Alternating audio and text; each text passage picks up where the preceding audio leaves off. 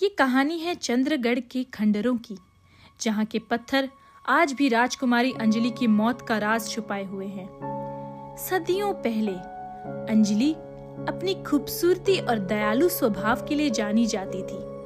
उसका विवाह एक बहादुर राजकुमार से होने वाला था, लेकिन एक दुष्ट जादूगर ने जलन के मारे उनके बीच नफरत के बीज बो दिए। दरअसल एक दिन दरबार में एक जादूगर आया जिसका नाम कालनाथ था।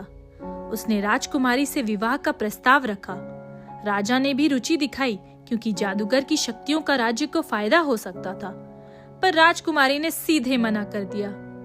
मेरा मन किसी और का है। दरबार के लोगों ने जादूगर का मजाक उड़ाया। जादूगर चुपचाप मुस्कुराया, पर उसकी आंखों में कुछ टूट गया था। जादूगर ने राजकुमार को भड़काया कि राजकुमारी अंजलि उसे धोखा दे रही है। शादी की रात जहां शहनाई बजनी चाहिए थी, वहां तलवारों की गूंज सुनाई देने लगी। राजकुमार ने गुस्से में आकर महल पर हमला कर दिया। अंजलि, जो बिल्कुल बेबस थी, अपने कमरे में गई और अपने कुल देवताओं से इंसाफ की भीख मांगने लगी। पर जादूगर का काला जादू इतना प्रबल था कि उसकी पुकार किसी ने नहीं सुनी।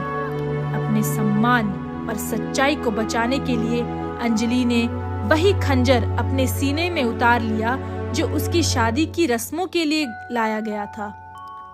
वक्त गुजरता गया, चंद्रगढ़ राख बन गया, लेकिन अंजलि की आत्मा आज भी वहीं भटकती है। लोग कहते हैं कि बिना चांद वाली रातों में उस खंडहर के जंगल से एक ठंडी हवा चलती है और एक सफेद साड़ी में लिपटी परछाई दिखाई देती है। उसका चेहरा हमेशा आधा ढका रहता है, मानो वो अपने आंसू और अपना दुख दुनिया से छुपा रही हो। वहां के पुराने कमरे में आज भी वो खंजर एक पत्थर पर रखा है जो रात के अंधेरे में नीली रोशनी से चमकता है।